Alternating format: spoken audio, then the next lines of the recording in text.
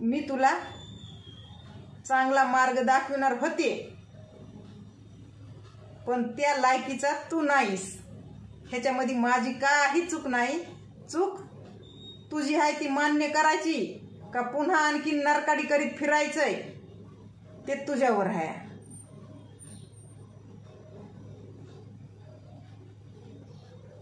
पण कधी ना कधी ते हेडून फिरून समोर येतंय बरं का विषय. कधी ना कधी तशा लोकांची लायकी, तशा लोकांचं म्हणजे नेचर आपल्या समोर आल्याशिवाय राहत नाही.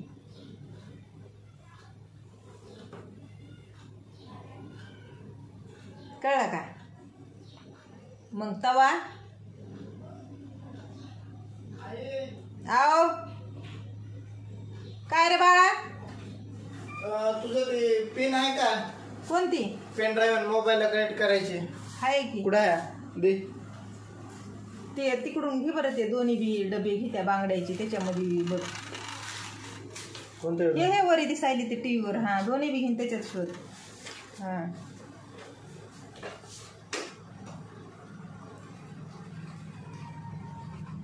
तर मग जर आपल्याला आपण ओळखीता त्याच्याबद्दल अशी काही भयानक माहिती मिळाली तर मग आपल्या मनातून, आपल्या तोंडातून आशीर्वाद चांगले निघतील का वाईट निघतील? आशीर्वाद आपला द्यायची गरज नाही पुन्हा तशा लोकायला. त्यांचं त्यांनी ठरविलेलं असतं या. म्हणून आराम राहायचं. पुन्हा आपण आराम. उलट आपण काय म्हणायचं? वाचले. कळलं का?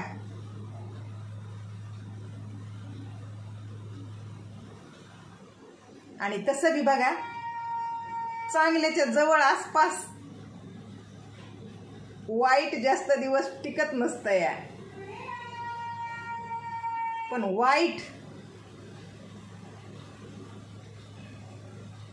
वाईट लोकांच्या अधीन गेलं ना तर आपलं वाईट झाल्याशिवाय दम घेत नाही. म्हणजेच एखाद्या लुटणाऱ्या, लुबाडणाऱ्या किंवा तिच्यापासून आपला कुठलाही फायदा न होणाऱ्या बाईच्या झाशामध्ये लटकलं ना म्हणजे तिची एक जीव दया करीत गेलं ना तर जीव तुमचा जाणार आहे. बाया इमोशनल करतात. त्यांचं इमोशनल तुमच्यावर हावी झालं की समजायचं गोड बोलून काटा निघाल्याशिवाय राहणार नाही.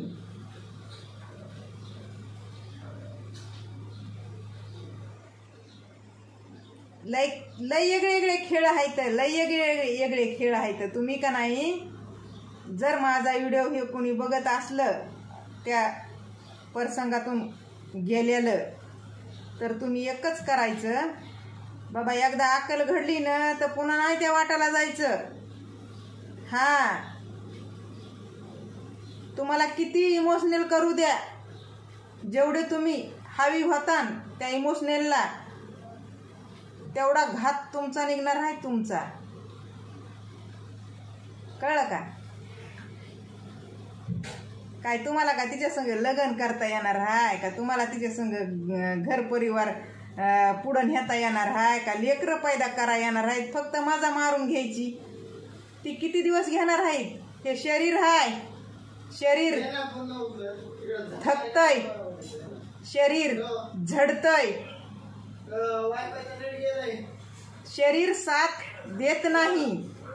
पण हा त्या प्रत्येकाचं जेवढं चांगुलपण असतंय ना, इमानदारी, खरेपणा, एखाद्या चांगल्या व्यक्तीला ओळखणं, ते तुमच्या मेल्याच्या माघारी बी तुमचं ते नाव काढीत आहे. पण ह्या माझ्या जुन्या पुराण्या गोष्टी कुणाच्या डोक्यात बसत्याल असं मला वाटत नाही.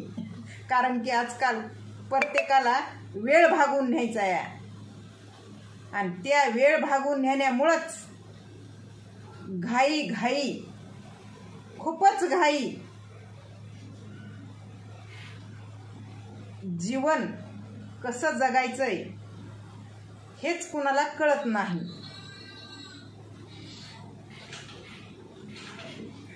जीवन कसं जगावा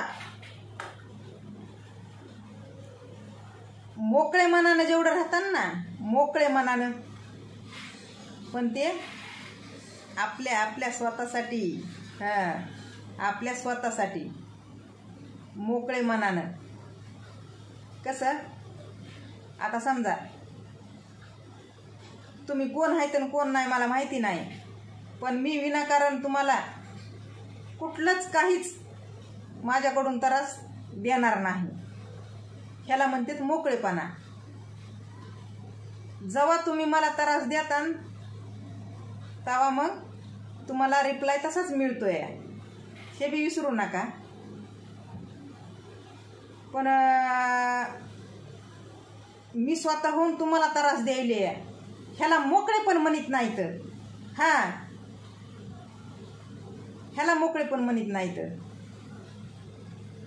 मोकळ्या मनानं राहायचं आपल्या स्वतःसाठी. बाबा आपण कुणाला त्रास नाही द्यायचा. जर आपण कुणाच्या भावना समजून घेण्याचा प्रयत्न केला आणि जर तिथंच आपल्याला कुणीतरी, म्हणजे कुणीतरी नाही व आपण त्याच्या भावना समजून घेतल्या त्यानेच आपल्यावर वार केला तर ते फिरून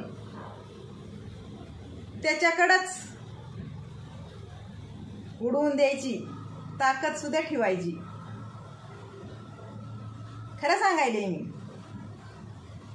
आता माझ्यावर मी तुम्हाला एक माणुसकी दाखविली, तुमच्यावर म्हणजे तुमच्या भावना समजून घेण्याचा प्रयत्न केलाय, तर तुम्ही ते माझ्यावरच उलट वार करताय. तर मग ते माझ्यावरला वार मी का घेऊ माझ्यावर? मी तुमच्याकडे परत त्याला पाठवीन म्हणजे पाठवीन, अशी म्हणजे एक ताकद ठेवली पाहिजे. मी माणुसकी दाखविली, मी दुसऱ्यांच्या भावना समजून घेण्याचा प्रयत्न केलाय, पण तिथे माझा अपमान झालाय. आणि त्या अपमानाचा बदला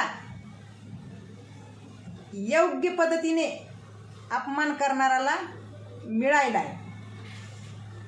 योग्य पद्धतीने असं पाहिजे. छाप प्रेमाची टाका की माणुसकीची टाका की दुश्मनीची टाका की कशाची टाका, पण ती छाप तशी पडली पाहिजे.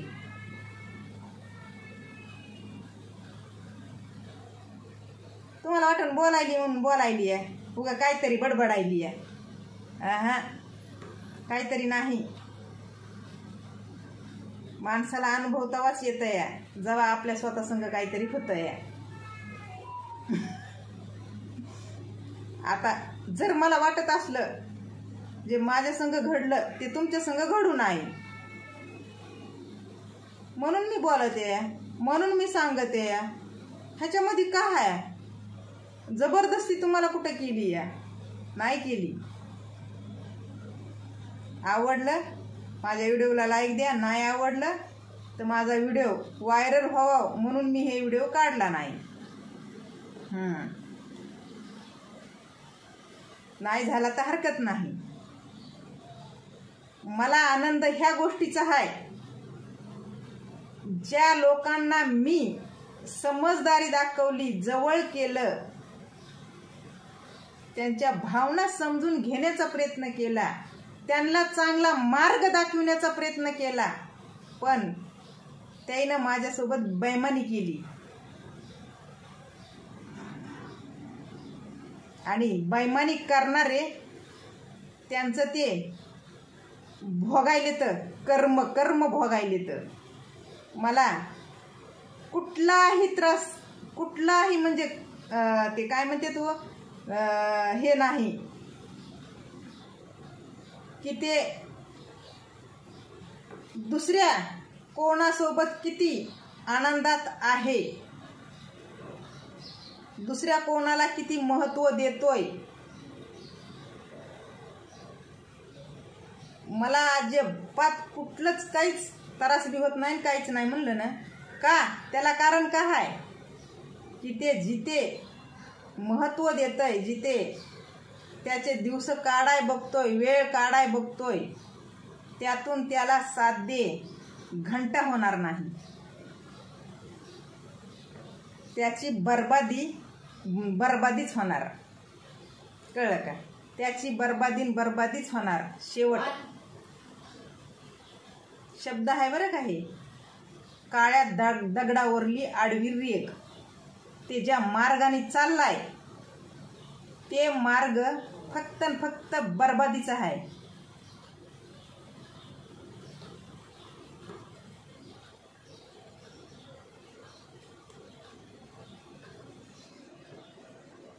जिथं महत्त्व देतोस तिथे देत राह. या गोष्टीचा मला सुद्धा दुःख न करता आनंद आहे. मला आनंद आहे. कसा की त्याने तुझं चांगलं काहीच होणार नाही. तुला जे पाहिजे ना ते तुला कधीच मिळणार नाही, कधीच. हे चॅलेंज माझं आहे. मी केलंय माझ्या स्वतःला चॅलेंज. काय केलंय? जे तुला पाहिजे ते तुला कधीच मिळणार नाही. अशा गोष्टी असतात. हां, त्याच्यामुळे मी सुरुवातीला म्हणलंय चांगल्या लोकायला ओळखायला शिका. चांगल्या लोकांसोबत धोकाधडी नाही करायची. कळलं का? अशा बाया आहेत त्याला सगळं आहे, पण केवळ स्वतःचा आयशो आराम म्हणजे जे वरच्या वरी खर्च निघतो ना ते काढण्यासाठी. आणि शेवटी त्यांना पण एक सवय होऊन जाते वेस्ट वेळ कसा घालवायचा. तशा लोकांचे खर्च खूप असतात. रोज अंगावर वेगळं नटायचं, लिहायचं, पार्लरला जायचं, थोबाड पुसायचं, धुवायचं, त्याला ते लेपायचं, काही लय अजून काही. जाऊ दे माय, चला बस झालं. ज्याला आवडतंय त्याला आवडन, ज्याला नाही आवडणार त्याला नाही आवडन. पण कुठेतरी येतंय बाहेर. चला बाय.